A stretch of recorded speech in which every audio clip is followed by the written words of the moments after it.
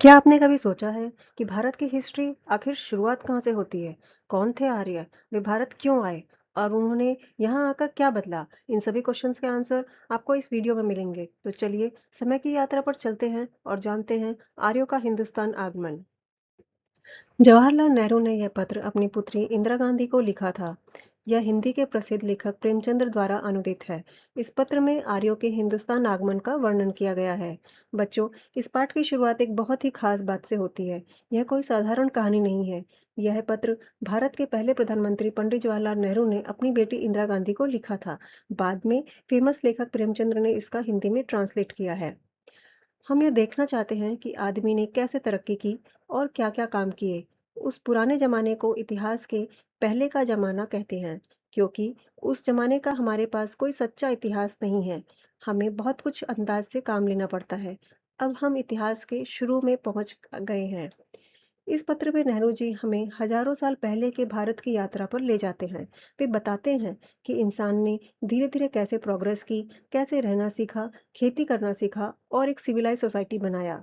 लेकिन एक सवाल है, अगर उस समय कोई कैमरा नहीं था, कोई अखबार नहीं था, ना ही हिस्ट्री की किताबें थी, तो हमें उस समय की बातें पता कैसे चली? नेहरू जी कहते हैं कि उस समय बहुत पुराने समय का पूरा और सच्चा हिस्ट्री हमारे पास नहीं है।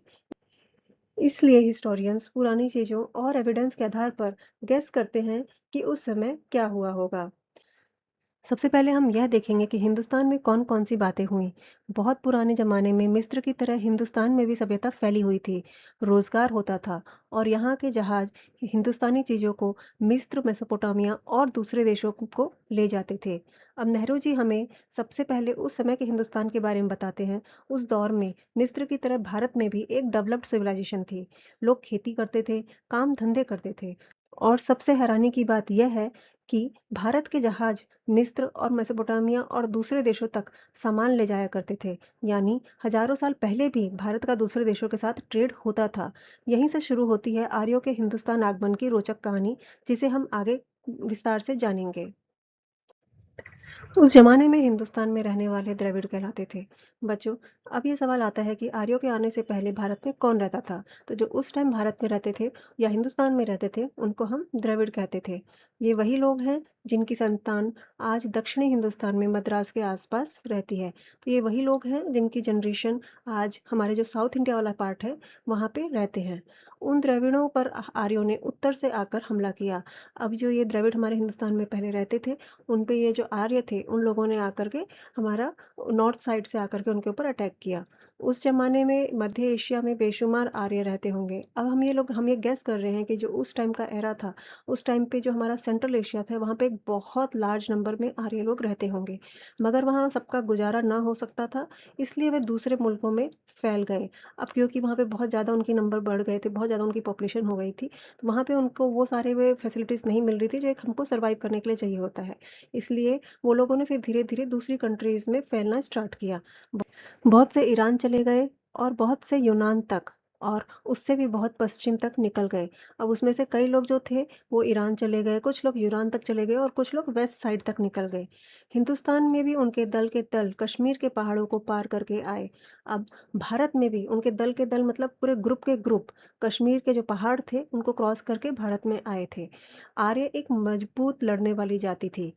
जो आर्य लोग थे वो एक बहुत ही स्ट्रॉन्ग कम्युनिटी थी और उनके वार स्किल्स भी बहुत अच्छे थे, जिसने द्रविड़ों को भगा दिया। अब जब उनकी लड़ाई हुई, भारत में वो लोग आए, द्रविड़ों ने उनके अगेंस्ट लड़ाई करी, लेकिन वो लोग उनको हरा नहीं पाए।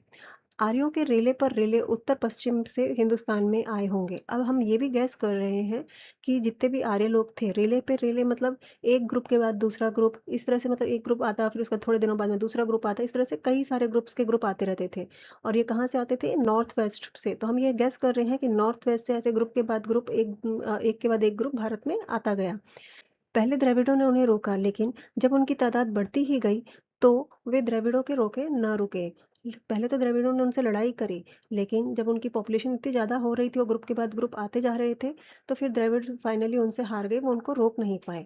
बहुत दिनों तक आर्य लोग उत्तर में सिर्फ अफ़गानिस्तान और पंजाब में ही रहे और बहुत दिनों तक मतलब कई सालों तक वे लोग भारत के अफ़गानिस्तान और पंजाब वाले पार्ट में ही सेटल्ड रहे।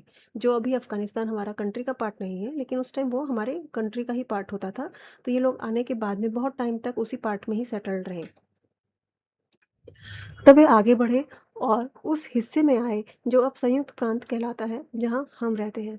वो लोग धीरे-धीरे आगे बढ़े, मतलब जो पहले वो अफ़गानिस्तान और पंजाब तक एरिया में सेटल थे, वहाँ से वो लोगों ने आगे बढ़ना शुरू किया और वो हमारे भारत फाइनली उस पार्ट तक आ गए जो अब संयुक्त प्रांत कहलाता है, जहाँ हम लोग रहते हैं।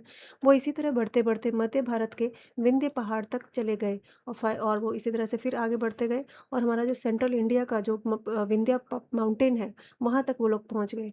उस ज़माने में इन पहाड़ों को पार करना बहुत मुश्किल होता था क्योंकि वहाँ घने जंगल थे। लेकिन उस टाइम पे जो ये पहाड़ था हमारा विंध्या वाला, इसको क्रॉस करना बहुत टफ होता था क्योंकि वहाँ पे बहुत ही डेंस जंगल हुआ करते थे। इसलिए एक मुद्दत तक आर्य लोग विंध्य पहाड़ के उत्तर तक ही रहे। अब क्योंकि वो डेंस फॉरेस्ट था, पहाड़ था, उसको क्रॉस करना ईज़ी नहीं था, इसलिए काफ़ी टाइम तक जितने भी ये आर्य लोग आए थे, ये उसी विंध्य पहाड़ के नॉर्थ तक में ही सेटल रहे, आगे नहीं बढ़े। बहुतों ने तो पहाड़ियों को पार कर लिया और दक्षिण में चले गए, लेकिन कई लोग उसमें से ऐसे भी थे जो उन्होंने अपना करेज दिखाया और पहाड़ों को पार करके फाइनली वो साउथ इंडिया वाली साइड में चले गए। लेकिन उनके झुंड के झुंड न जा सके, इसलिए दक्षिण द्रविड़ों का ही देश बना रहा। अब क्योंकि वो पहाड़ क्रॉस करना बहुत टफ था, तो बहुत कुछ-कुछ लोग तो पार करके चले गए, लेकिन उसमें से जो पूरा का पूरा ग्रुप जो था, लार्ज क्वांटिटी में वो लोग उसको क्रॉस नहीं कर पाए। इसलिए आज भी हमारा जो साउथ इंडिया अगर आप नोटिस करेंगे, साउथ इंडिया जो है वो नॉर्थ इंडिया के कंपैरेटिवली आपको अलग लुक आएगा, अलग लैंग्वेज है हमारा, अलग थोड़ा-सा कल्चर है। इसी वजह से क्योंकि इस पहाड़ की वजह से वहाँ पे वो लोग कुछ लोग क्रॉस करके गए तो, लेकिन पूरे के पूरे झुंड नहीं गया, मतलब पूरा का पूरा ग्रुप नहीं जा पाया, इसलिए वहाँ पे उन लोगों की पॉपुलेशन इतनी ज़्यादा नहीं हुई और आज भी वो डिफरेंस हमें देखने को मिलता है। आर्यों के हिंदुस्तान में आने का हाल बहुत दिलचस्प है। जो आर्य लोग हिंदुस्तान आए थे, उसकी जो स्टोरी है, वो बहुत ही इंटरेस्टिंग है। पुराने संस्कृत किताबों में तुम्हें उनका बहुत सा हाल मिलेगा। अब जो हमारी पुरानी संस्कृत बुक्स हैं, उनके अंदर हमको इनके बारे में काफ़ी कुछ जानने को मिलेगा। उनमें से कुछ किताबें जैसे वेद, उसी ज़माने में लिखी गई हैं। अब हम ये मानते हैं कि जो हमारी वेद किताब है, ये उसी टाइम पे लिखी गई थी जब ये लोग हिंदुस्तान आए थे। ऋग्वेद सबसे पुराना वेद है और उसमें से तुम्हें कुछ अंदाजा हो सकता है कि उस वक्त आर्य लोग हिंदुस्तान के किस पार्ट में आबाद थे।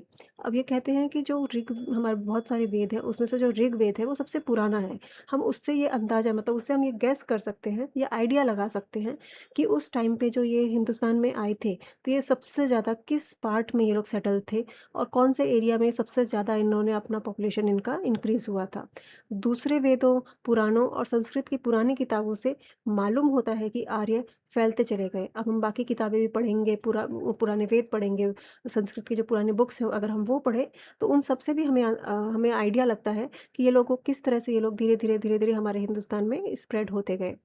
शायद इन पुरानी किताबों के बारे में तुम्हारी जानकारी बहुत कम होगी। अब यहाँ पे जवाहरलाल नेहरू अपनी बेटी इंदिरा गांधी को बोलते हैं कि ये जो पुरानी किताबें हैं, इसके बारे में अभी तुम्हारी नॉलेज उतनी अच्छी नहीं होगी। मतलब तुम्हें अभी इन बुक्स का इतना आइडिया नहीं होगा।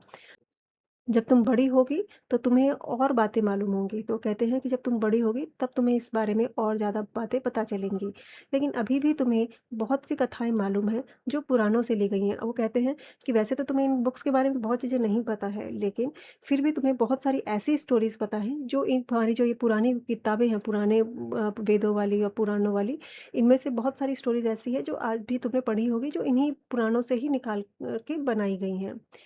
इसके बहुत दिनों बाद रामायण लिखी गई और उसके बाद महाभारत, और इन वेदों के बाद में बहुत दिनों बाद में रामायण लिखी गई और फिर उसके बाद में महाभारत बुक लिखी गई है। इन किताबों से हमें मालूम होता है कि जब आर्य लोग सिर्फ पंजाब और अफगानिस्तान में रहते थे, तो वे इस हिस्से को ब्रह्मावर्त कहते थे। अब जब हम ये किताबें पढ़ते हैं, पुराने वेद हमारे सारे किताबें पढ़ते हैं, तो उस किताबों को पढ़ करके हमें ये इतना आइडिया तो लग जाता है कि जब ये पंजाब और अफगानिस्तान वाले में सेटल थे काफ़ी टाइम तक, उस वाले पार्ट को ये लोग ब्रह्मावर्त कहते थे। अफगानिस्तान को उस समय गांधार कहते थे और उस टाइम पे जो अफगानिस्तान का नाम था वो था गंधार। तुम्हें महाभारत में गांधारी का नाम याद है? अब यहाँ पे नेहरू अपनी बेटी से पूछते हैं कि जो महाभारत में गांधारी का नाम है, वो तुम्हें याद है कि वो गांधारी का नाम क्यों है? उसका यह नाम इसलिए पड़ा क्योंकि वह गांधार या अफ़गानिस्तान की रहने वाली थी। अब वो बताते हैं कि उनको हम गांधारी इसलिए बोलते थे क्योंकि वो गांधार जिसका आज का नाम अफ़गानिस्तान है, वहाँ की रहने वाली थी। अफ़गानिस्तान अब हिंदुस्तान से अलग है, लेकिन उस ज़माने में दोनों एक थे। अभी के टाइम पे अफ़गानिस्तान जो है वो हमारे भारत का हिस्सा नहीं है, लेकिन उस टाइम पे वो हमारे भारत का हिस्सा था और उस टाइम हम इसको गांधार बोलते थे। जब आर्य लोग और नीचे गंगा और यमुना के मैदानों में आए, तो उन्होंने उत्तरी हिंदुस्तान का नाम आर्यव्रत रखा। अब यहाँ पे जो नेहरू हैं वो बताते हैं कि धीरे-धीरे वहाँ से जो आर्य है वो और हमारे नीचे की तरफ आते गए, मतलब नीचे की तरफ भारत के हिस्से मैप अगर हम देखते हैं तो ऊपर से वो नीचे की तरफ हमारा यूपी वगैरह है, जहाँ पे हमारी गंगा यमुना नदी बहती हैं, वहाँ पे वो धीरे-धीरे उस वाले पार्ट में आ चुके थे और उस पार्ट का नाम जो था इन्होंने आर्यव्रत रखा था।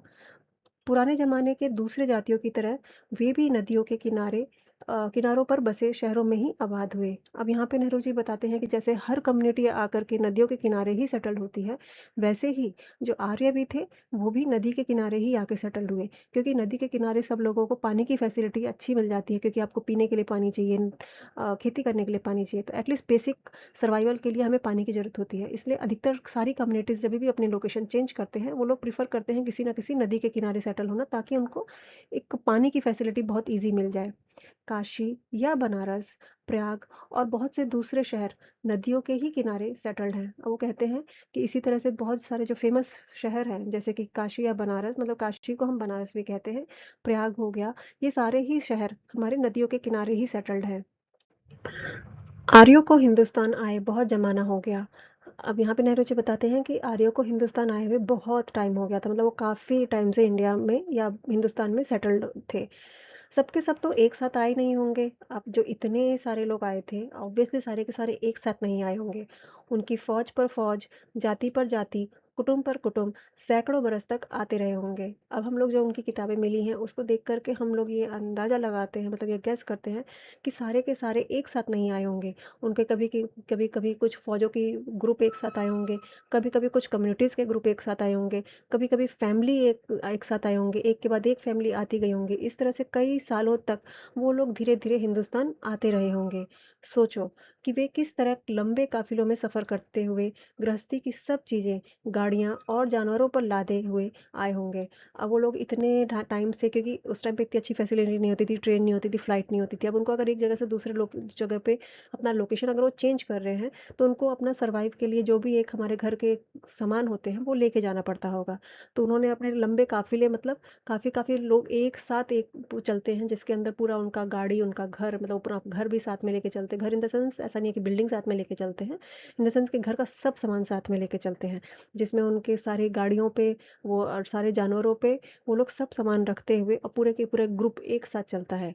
वे आजकल के यात्रियों की तरह नहीं आए हैं, मतलब आजकल के यात्रियों की तरह, मतलब आजकल के हमारे जो इतनी फैसिलिटी हो गई है वो इस तरह नहीं है। वो पैदल चलते हुए, धीरे धीरे चलते हुए, अपनी गाड़ियों के अपने जानवरों के साथ धीरे धीरे सारा सामान लेकर के वो धीरे धीरे आगे बढ़े हैं।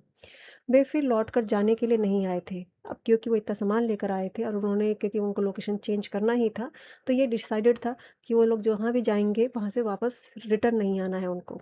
वे यहाँ रहने के लिए या लड़ने और मर जाने के लिए आए थे। अब उन्होंने ये यहाँ पे आते टाइम ये डिसाइड कर रखा था, या तो हम वहाँ पे जाके रहेंगे और उसके लिए हमें लड़ाई करनी पड़ी तो लड़ाई भी करेंगे, और लड़ाई करते-करते अगर हम मर भी गए तो कोई बात नहीं।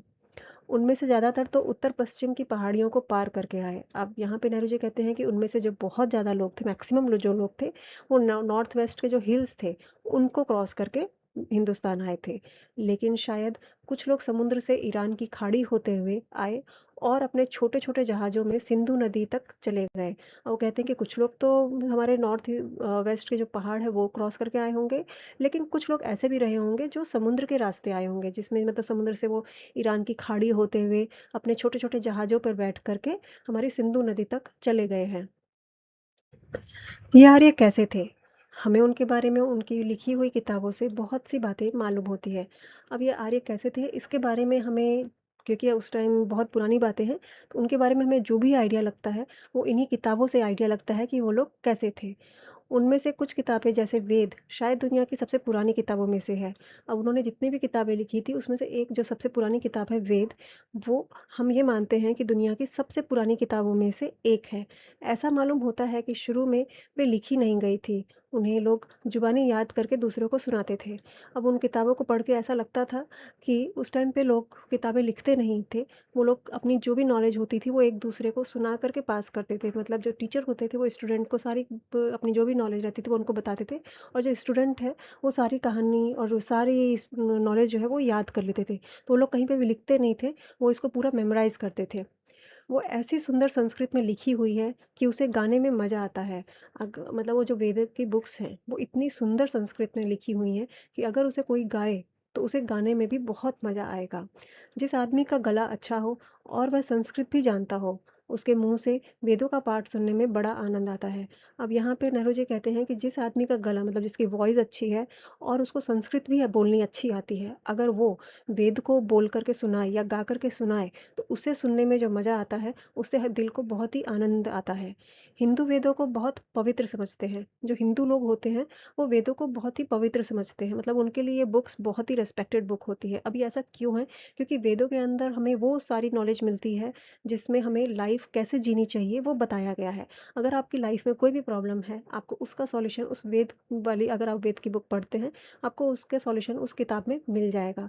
बेसिकली ये बुक जो है, जो आज से 3-4 हज़ार साल पहले लिखी गई थी, वो आज भी उतनी ही रेलिवेंट है, जो उस टाइम के लाइफ स्टाइल के लिए रेलिवेंट थी। इससे आपको आइडिया लगता होगा कि ये बुक कितनी इम्पोर्टेंट है, कि आज भी हमें लाइफ में उतना ही गाइड कर सकती है जितना हज़ारों साल पहले गाइड करती थी। लेकिन वेद शब्द का मतलब क्या है? इसका मतलब है ज्ञान, और वेदों में वह सब ज्ञान जमा कर दिया गया है जो उस जमाने के ऋषियों और मुनियों ने हासिल किया था। अब यहाँ पे नेहरू जी कहते हैं कि वेद का मतलब क्या होता है? वेद का मतलब, एक्चुअल मतलब होता है नॉलेज। अब यहाँ पर उस वेद के अंदर जितनी भी नॉलेज है, वो सारी वो नॉलेज है जो उस टाइम के ऋषियों ने, मुनियों ने, जो उस टाइम पे बहुत ज़्यादा तपस्या करते थे और उनको उस बारे में जितनी भी नॉलेज थी, उन सारी नॉलेज को कलेक्ट करके इस बुक्स के अंदर में लिखा गया है। उस ज़माने में रेलगाड़ियाँ, तार और सिनेमा न थे, लेकिन इसका मतलब यह नहीं है कि उस ज़माने के आदमी मूर्ख थे। अब यहाँ पे नेहरू जी कहते हैं कि भले ही उस टाइम पे रेलगाड़ी डेवलप नहीं हुआ होगा, टेलीफ़ोन डेवलप नहीं हुआ होगा, मूवीज़ नहीं डेवलप हुई होंगी, लेकिन इसका मतलब ये नहीं है कि उस टाइम के जो आदमी लोग थे वो मूर्ख थे। कुछ लोगों का तो ख़्याल है कि पुराने ज़माने में लोग जितने अक्लमंद होते थे, उतने अब नहीं होते। कुछ लोग मानते हैं कि जो पुराने टाइम के लोग थे, वो ज़्यादा इंटेलिजेंट थे, उनका माइंड ज़्यादा अच्छा था एज़ कंपैरिज़न टू आज के लोग।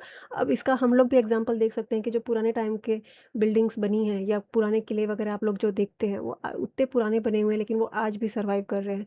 और हमारे आज की बनी हुई जो इतनी अच्छी टेक्निक से बनती हैं, इतने हमारे पास में इतना अच्छा टेक्नोलॉजी हो गया है, फिर भी आजकल की बिल्डिंग इतनी स्ट्रॉन्ग नहीं बन पाती हैं। चाहे वो ज़्यादा अक्लमंद रहे हों या ना रहे हों, उन्होंने बड़े मार्के की किताबें लिखी, जो आज भी बड़े आदर से देखी जाती है। अब कोई ये माने या ना माने कि वो इंटेलिजेंट थे या नहीं थे, लेकिन जिस लेवल की, जिस एक्सीलेंट लेवल की बुक्स उन्होंने लिखी है, उसको आज भी हम रिस्पेक्ट से देखे जाते हैं। अब आप इस चीज़ का, इसी चीज़ से आप आइडिया लगा सकते हैं कि जो बुक उन्होंने 3 से 4 हज़ार साल पहले लिखी थी, वो हमारे लाइफ में आज भी उतनी ही रेलिवेंट है जितनी उस टाइम हुआ करती थी। इसी से मालूम होता है कि पुराने ज़माने के लोग कितने बड़े थे। अब आप इससे खुद ही आइडिया लगा लीजिए कि उन लोगों का नॉलेज किस लेवल का होगा, जो उन्होंने उस बुक को जो लिखी, वो आज भी हमारी लाइफ में इतनी इम्पोर्टेंस रखती है। मैं पहले ही कह चुका हूँ कि वेद पहले लिखे ना गए थे। अब नेहरू जी कहते हैं कि जैसे उन्होंने पहले भी मेंशन किया था कि पहले वेद लिखे नहीं गए थे। ठीक है? क्योंकि वो लोग सब कुछ बोल के ही, वर्बली ही नॉलेज इधर से उधर ट्रांसफ़र करते थे। लोग उन्हें याद कर लिया करते थे। इस तरह वे एक पुश्त से दूसरी पुश्त तक पहुँचते थे। अब इसमें जो नेहरू जी कहते हैं कि वो लिखते नहीं थे पहले, और वो लोग उनको याद कर लिया करते थे, मतलब याद कर लेते थे। तो अगर वो उनको नॉलेज ट्रांसफ़र करनी होती थी, तो जो भी रहता था, एक जनरेशन जो है वो दूसरी जनरेशन को, पुश्त मतलब जनरेशन, एक जनरेशन से दूसरी जनरेशन वो लोग को सारा नॉलेज जो है वो वर्बली ही पास करते थे। तो जितने भी लोग होते थे, जो भी नॉलेज रहती थी, वो सब उनके माइंड में ही स्टोर होती थी। उस ज़माने में लोगों की याद रखने की ताकत भी बहुत अच्छी रही होगी। अब सोचिए, वो पूरी की पूरी बुक्स, आज अगर हम वेद पढ़ने बैठेंगे तो हमको ख़त्म करने में इतना टाइम लग जाएगा। वो उतनी की पूरी नॉलेज वो अपने दिमाग में रख के बैठा करते थे पहले। हम में से अब कितने आदमी ऐसे हैं जो पूरी किताबें याद कर सकते हैं? अब आप खुद ही बताइए, आजकल हम लोग एक फ़ोन नंबर भी अच्छे से याद नहीं रख पाते हैं। पूरी की पूरी किताबें याद रखना कितना टफ़ है। वहीं नेहरू जी का क्वेश्चन है कि आज के टाइम पे हम क्या एक भी किताब पूरी की पूरी याद रख सकते हैं? जिस ज़माने में वेद लिखे गए, उसे वेद का ज़माना कहते हैं। अब जिस टाइम पे ये वेद लिखे गए थे, अब जनरली हम लोग उसको वेद का ज़माना कहते हैं। पहला वेद ऋग्वेद है, उसमें से सबसे पहला वेद जो है, वो ऋग्वेद लिखा गया है। इसमें भजन और गीत हैं, जो पुराने आर्य गाया करते थे। इसमें वो सारे भजन मतलब जो डिवोशनल सॉन्ग्स होते हैं, वो सारे लिखे गए हैं, कुछ सॉन्ग्स लिखे गए हैं, जो पुराने टाइम पे जो आर्य लोग थे, वो लोग गाया करते थे। वे लोग बहुत खुशमिज़ाज रहे होंगे, रूखे और उदास नहीं। अब ये माना जाता है कि जो उस टाइम के लोग थे वो बहुत ही लाइफ में खुश रहते थे, बहुत हैप्पी रहते थे, बहुत मतलब रूड नहीं रहते थे, कभी भी सैड नहीं फील करते थे, क्योंकि उनको लाइफ कैसे जीना है ये स्किल्स उनको आती थी। बल्कि जोश और हौसले से भरे हुए थे। अब क्योंकि जिसको लाइफ जीना आता है वो कभी भी किसी भी चीज़ करके, क्योंकि उनके पास हर प्रॉब्लम को सॉल्यूशन है, तो कोई भी किसी चीज़ को लेकर के सैड नहीं होता था, क्योंकि उनको पता है कि हम ना किसी तरह से सॉल्यूशन फाइंड कर ही लेंगे। अपनी तरंग में वे अच्छे से अच्छे गीत बनाते थे और अपने देवताओं के सामने गाते थे। अब अपनी तरंग में मतलब वो जिस खुशी में रहते थे, तो उनकी एक अपनी अच्छी वाइब्रेशन होती थी, क्योंकि आप जितने आप खुश रहेंगे, आपकी वाइब्रेशन लेवल भी उतनी हाई रहेगी। उसी वाइब्रेशन लेवल पे वो लोग अच्छे गीत बनाते थे, मतलब अच्छे-अच्छे सॉन्ग बनाते थे और बैठ के भगवान के सामने गाया करते थे। उन्हें अपनी जाति और अपने आप पर बहुत गुरूर था। बच्चों, आर्यों को अपनी कम्युनिटी और खुद पर बहुत ही प्राइड था। आर्य शब्द का मतलब है शरीफ आदमी या ऊंचे दर्जे का आदमी। आर्य शब्द का मीनिंग है एक अच्छा इंसान जो सबके साथ अच्छा बिहेव करे, या फिर एक रेस्पेक्टेड पर्सन। उन्हें आज़ाद रहना बहुत पसंद था। उन्हें हमेशा फ्री रहना पसंद था। वे अपनी फ्रीडम को बहुत इंपॉर्टेंस देते थे। वे आजकल के हिंदुस्तानी संतानों की तरह न थे, जिनमें हिम्मत का नाम नहीं और न अपनी आज़ादी को खो जाने का रंज है। अब यहाँ पे नेहरू जी ऑलमोस्ट आज से 80 साल पहले की ये बात कर रहे हैं, जब उन्होंने अपनी ये बेटी को ये लेटर लिखा था। उसमें लेटर में ये बोलते हैं कि उस टाइम के लोग जो थे उनके में मतलब नेहरू जी का अपना पॉइंट ऑफ व्यू था कि उस टाइम के लोगों में उतने करेज नहीं है फ्रीडम को लेकर के कि वो उसके लिए फाइट कर सके, या फिर उनकी अगर आज़ादी जा रही है तो उसके लिए उनको रिग्रेट भी फील हो। पुराने ज़माने के आर्य मौत को गुलामी या बेइज्जती से अच्छा समझते थे। पंडित जवाहरलाल नेहरू ने अपनी बेटी इंदिरा गांधी को लिखे इस पत्र में बताया है कि उस समय के आर्य अपनी आज़ादी और सम्मान की रक्षा के लिए हर मुश्किल का सामना करने को तैयार रहते थे। उनके अनुसार वो फ्रीडम और रिस्पेक्ट के लिए अपने जीवन तक देने का साहस रखते हैं, मतलब उनमें इतनी हिम्मत थी कि अपने फ्रीडम और अपनी रेस्पेक्ट के लिए अगर किसी से लड़ाई करके मरना भी रहे तो उनमें उतना भी करेज हुआ करता था।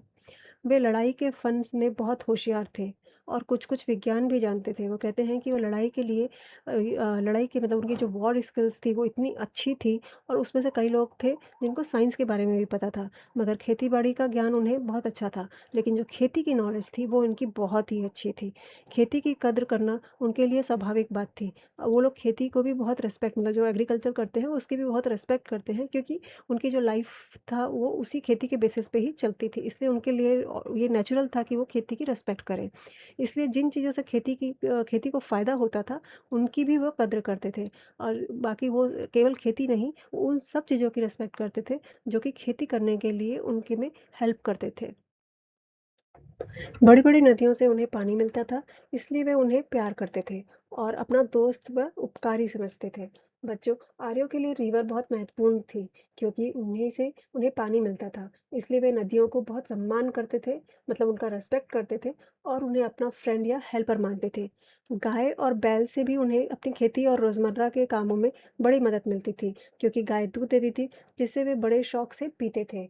इसी तरह से जो काऊ और बैल मतलब जो बुल होते हैं, से भी उनके जीवन का अहम हिस्सा थे। काऊ से भी उन्हें दूध मिलता था और बुल खेती तथा दूसरे डेली कामों के लिए उनकी मदद करता था। जैसा कि आप पिक्चरों में देख सकते हैं, क्योंकि पहले के टाइम पे मशीन नहीं हुआ था, तो इसी तरह से बैल से खेती की जाती थी। इसलिए वो इन जानवरों की बहुत हिफाज़त करते थे और उनकी तारीफ़ के गीत गाते थे। इसी कारण से आर्य इन जानवरों की मतलब इन एनिमल्स की अच्छी केयर करते थे, और उनके प्रेज़ मतलब उनको प्रेज़ करने के लिए मतलब अपनी लाइफ़ में उनका इम्पोर्टेंस दिखाने के लिए उनके लिए गीत भी गाते थे। यानी आर्य नेचर, रिवर और एनिमल्स का रिस्पेक्ट करते थे, क्योंकि वे जानते थे कि इन सब के बिना जीवन और खेती चलाना आसान नहीं है। उसके बहुत दिनों के बाद लोग ये अब तो भूल गए कि गाय की इतनी हिफाजत क्यों की जाती थी, और उसकी पूजा करने लगे। बच्चों, समय के साथ कई बातें बदल जाती है। बाद के समय में लोग यह तो भूल गए कि काऊ की केयर और प्रोडक्शन क्यों की जाती थी, और केवल उसको पूजा का ही नाम दे दिया और केवल उसको पूजा ही करने लगे। आर्यों को अपनी जाति का घमंड था। आर्य को अपनी कम्युनिटी पर बहुत ही प्राइड रहता था। वे हिंदुस्तान की दूसरी जातियों में मिल-जुल जाने से डरते थे, इसलिए उन्होंने ऐसे कायदे-कानून बनाए कि मिलावट न हो पाए। इसी वजह से आर्यों को दूसरी जातियों में विवाह करना भी मना था। अब इसलिए वे चाहते थे कि कि वो जो उनके कस्टम और ट्रेडिशंस थे वो बने रहें। इसी वजह से उन्होंने कुछ रूल्स बनाए जिसमें उनकी कम्युनिटी के बाहर मैरिज करने से की बात की थी। मतलब उनके ऐसा रूल्स बनाए हुए थे जिससे कि उनकी कम्युनिटी से बाहर कोई और शादी ना करे, मतलब वो लोग अपनी ही कम्युनिटी में शादी करें।